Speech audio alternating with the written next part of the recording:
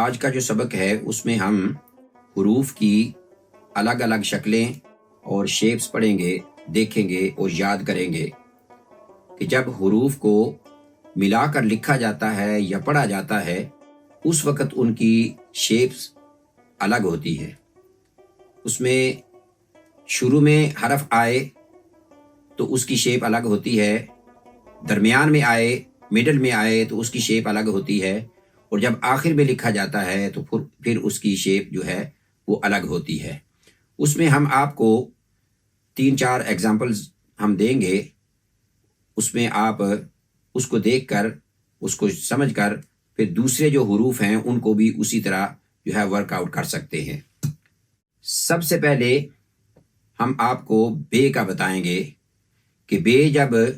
شروع میں لکھی جائے گی، 2 یا 3 حروف لکھے جائیں تو بے جب شروع میں لکھی جائے گی تو اس کی شکل یہ ہوگی، اور جب بے درمیان میں لکھی جائے گی، درمیان میں ہوگی تو پھر اس کی شکل یہ ہوگی، اور جب بے آخر میں لکھی جائے گی تو پھر اس کی شکل یہ ہوگی۔ اسی طرح جیم جب شروع میں لکھی جائے گی یا پڑھی جائے گی تو اس کی شکل یہ ہوگی، اور جب درمیان میں لکھی جائے گی یا پڑھی جائے گی تو اس کی شیپ اس طرح کی ہوگی،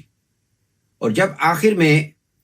جیم آئے گی، لکھی جائے گی، پڑھی جائے گی تو اس کی شیپ یہ ہوگی۔ اور عین جب شروع میں لکھی جائے گی یا پڑھی جائے گی تو اس کی شیپ اس طرح کی ہوگی، اور جب عین درمیان میں لکھی جائے گی، 1 حرف کے بعد، 2 حرف کے بعد، آخری حرف سے پہلے، تو پھر اس کی شکل یہ ہوگی۔ اسی طرح جب عین آخر میں لکھی جائے گی تو اس کی شیپ یہ ہوگی۔ اب آخری حرف جو ہم آپ کو بتانے جا رہے ہیں وہ ہے قاف۔ قاف جو ہے وہ جب شروع میں لکھا جائے گا تو اس کی شیپ اس طرح کی ہوگی، اور جب درمیان میں لکھا جائے گا تو اس کی شیپ یہ ہوگی، اور جب آخر میں لکھا جائے گا تو پھر اس کی شیپ یہ ہوگی۔ اسی طریقے سے آپ سارے حروف جو ہیں ان کو اس چارٹ کے اندر آپ دیکھ سکتے ہیں، اور ان کو